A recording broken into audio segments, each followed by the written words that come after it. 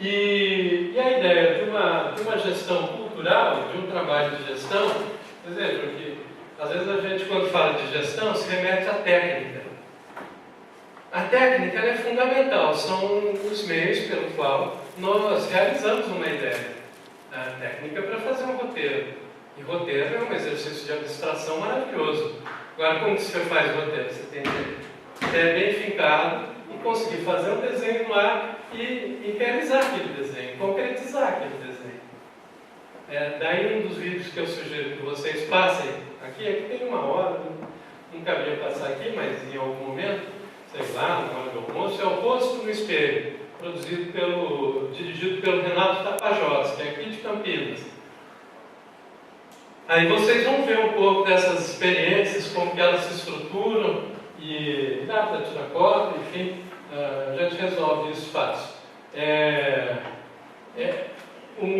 Ou seja, uma forma de fazer gestão cultural é garantir esses meios de autonomia, de ampliação de repertório. A partir do quê? De alguns elementos que tem que trabalhar em conjunto. Não dá para separar, não dá para pensar em gestão cultural sem pensar em patrimônio. Patrimônio são as nossas raízes. Lá tem o nome também, as palavras revelam coisas. É herança paterna, né? Herança do pai. Um mundo vai machista, então, vê desse jeito. Mas, enfim, são as referências, a nossa herança, patrimônio, que tem que vir acompanhado da formação. A formação é a aquisição dos meios para que a gente possa estabelecer um diálogo interpretativo. Um diálogo interpretativo entre mundos ali, sistema, vida e tudo mais. A possibilidade de a gente ter uma conversa, a gente tem que dominar códigos e signos e ter um domínio razoavelmente equilibrado desses códigos e signos. Então, patrimônio e formação. Mas ela tem que vir acompanhada da produção. A produção é exatamente o momento em que a gente consegue ter o exercício do fazer, do executar. Agora, uma produção, ela não consegue se realizar se ela não tem a circulação. E aí eu termino, né, falando aqui sobre esse trabalho de vocês de mediologia. Né? Não há como separar cultura de comunicação. Só se comunica uma cultura, seja ela qual for. E uma cultura só se realiza quando ela é comunicada.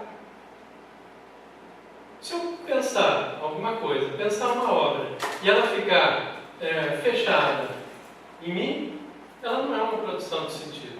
Porque a produção de sentidos, de significados, de simbolismo, ela envolve o toque com o outro.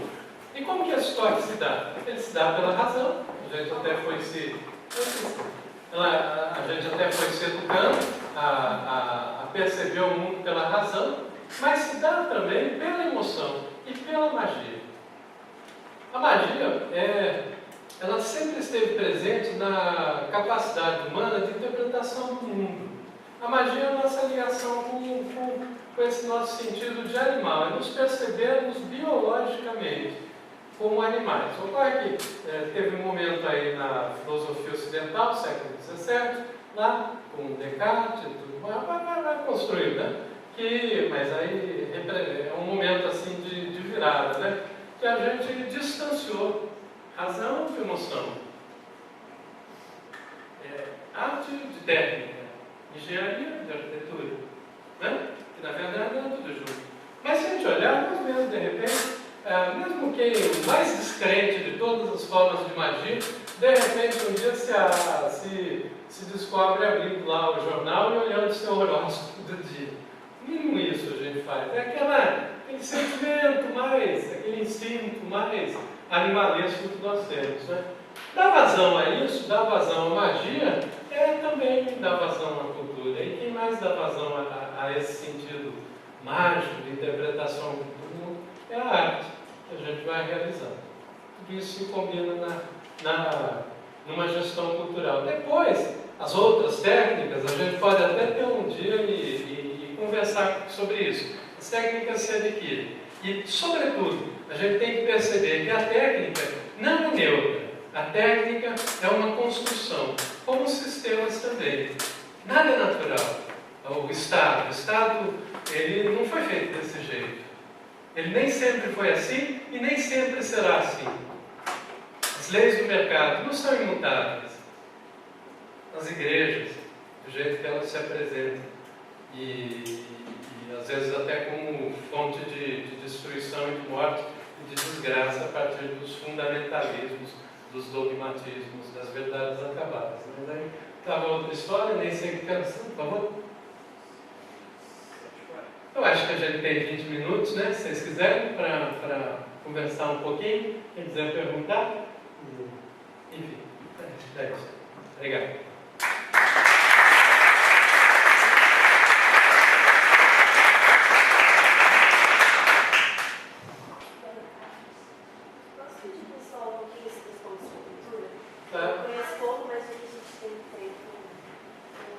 Tá bem.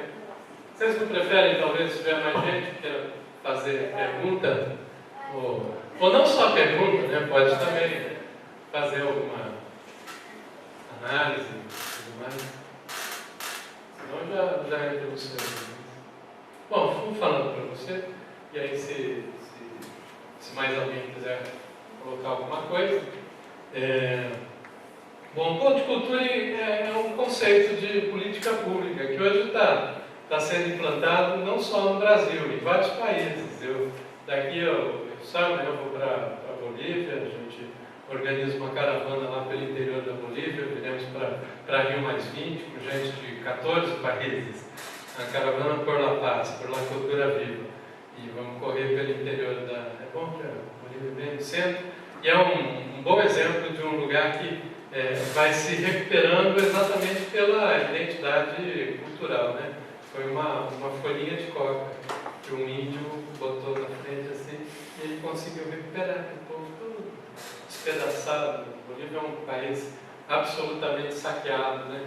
Ao longo de séculos e séculos, não só por europeu, também aqui internamente e tudo mais, né? Então, hoje se espalha essa ideia do ponto. O Peru também está chegando no carro, mandaram na política pública lá do presidente Orlando Nala, colocando a questão dos pontos de cultura. Hoje é o dia da diversidade, né? Hoje e aí ele fez uma declaração em torno dos pontos de cultura, Argentina, Costa Rica, e no Brasil. Hoje nós temos mais ou menos 3.000 pontos de cultura no Brasil. Em lugares como esse, aldeias indígenas, favelas, assentamentos rurais e também com grupos de experimentação, tem de tudo. Cada ponto é de um jeito. Tanto que o lema lá no Peru é a identidade na diversidade. Esse conceito de ponto de cultura foi desenvolvido aqui em Campinas, há uns 20 anos atrás. Não foi uma teoria toda elaborada. Eu fui secretário de cultura aqui em Campinas. Era bem jovem, então estava num ambiente de experimentar. Às vezes é bom que a gente não tem aquelas verdades acabadas, aquelas fórmulas todas, então a gente se atira mais, né? Me lembro assim, eu assumi a Secretaria de Cultura, foi em 90, no dia que eu assumi, chegou um grupo de mães de um bairro da periferia de Campinas, que é o Parque Itajaí, não sei se vocês já ouviram falar, ficava a 18 quilômetros do centro de né? 18 quilômetros do centro de Campinas, era o último, assim, acho que agora deve ter mais alguns para o fundo. Era um bairro de Coab e essas mães queriam uma biblioteca lá, porque era muito longe para os filhos virem na biblioteca central. A gente não tinha recursos, Secretaria de Cultura normalmente tem pouco recurso, mas aí qual foi a decisão? Vamos até lá. Eu era jovem, né? Então eu fui lá. Aí as mães mostraram, então vamos. Olha, tem essa casa aqui, mas onde a gente pode fazer a biblioteca? Não tem lugar, tem essa casa. O que era a casa? Era um protótipo. Que eles faziam que depois seria até derrubada, que a Coab fazia, né, cooperativa habitacional de casa popular, mas para as famílias verem como seria a casa delas. É uma coisa não muito maior que esse palco aqui, né, dois quartos, sala, cozinha, casinha bem apertada. E ficaram numa colininha, está lá até hoje, e aí falaram, que ótimo, vamos fazer aqui a nossa biblioteca. Aí compramos 500 exemplares, 500 títulos de livros, mas tinha que não tinha funcionário. Então vamos formar as mães na biblioteca central. E aí contratamos as mães como agentes comunitários. Bom, mas só a biblioteca não bastava. Aí no mês seguinte viriam as férias, era maio, né? Daí em julho viriam as férias. Aí tínhamos que fazer alguma coisa para as crianças nas férias. Então vamos criar um programa de férias para essas crianças. O nome delas foi Recreio. Pois Recreio nas férias. E qual é a ideia? Vamos subverter o ambiente público, porque o ambiente público ele é muito... existem paredes invisíveis que impedem as pessoas de circular. Às vezes você tem uma programação de alta qualidade em determinados lugares e as pessoas não frequentam, porque elas percebem que aquele lugar não foi feito para elas. Então vamos subverter isso e vamos fazer levar a criançada para Taquarão, para museu, para teatro, fazer desenho animado, mas não só naquele bairro, vamos fazer também em outros bairros, onde tinha espaço, fazia-se em algum espaço, onde não tinha na rua. No presídio aqui de Hortolândia, era no limite de Campinas, vamos fazer também para os filhos dos presidiários. Quem vamos contratar? Os pais dos presidiários. E aí nessa história, a gente foi fazendo, nós temos 13 pontos de cultura. Bom, isso foi um período. Eu me lembro bem que depois de 2 anos, até a cidade estava num momento bem bacana, tinha Festival Internacional de Teatro, tinha uma programação bem intensa e tudo mais na cidade. Fui até entrevistado por uma jornalista da Veja, e eles vieram aqui tentar entender o que se passava por aqui e tal. Era uma situação um pouco diferente do resto do Brasil, estava bem decaída a vida cultural fora do... E era o governo Collor, vocês estavam nascendo, mas enfim, era uma coisa bem decaída, assim, que estava passando.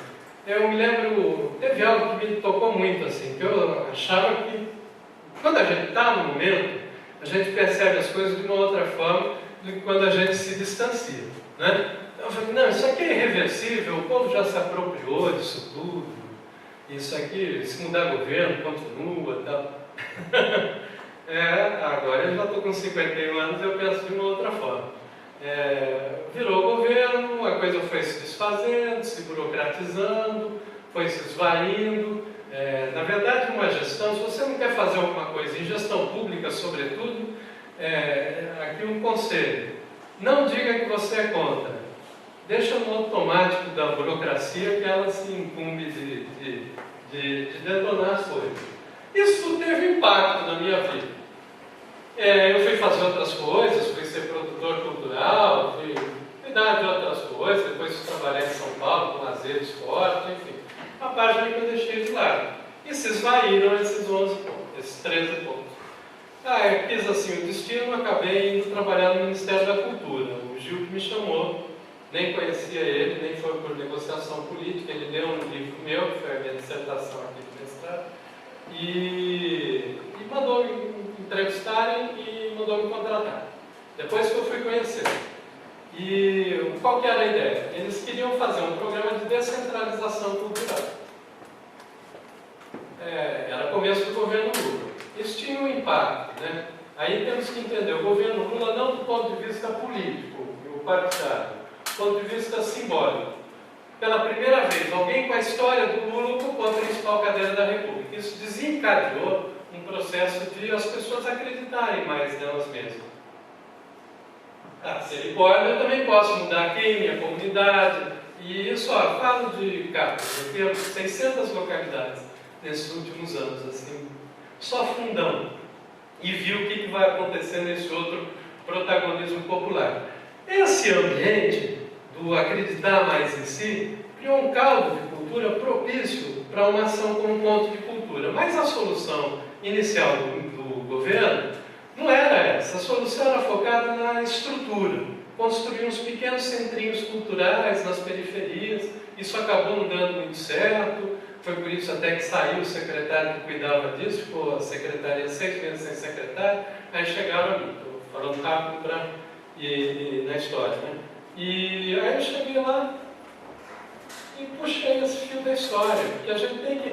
Não há como a gente chegar num lugar sem esse fio da história. É o fio de Ariadne, que recuperou lá no labirinto do Minotauro. A gente tem que ir puxando esse fio. Bom, olhava aquela estrutura, aqueles centros culturais, aqueles prédios pré-moldados, metálicos, para a Amazônia, chovia, ia dar tudo errado esse negócio. Só para ter um guarda lá, um posto de guarda, 6, 7, 5, 6 mil reais por mês. Quem ia pagar isso? Constrói, descerra a placa e depois. Virava um espaço de quê?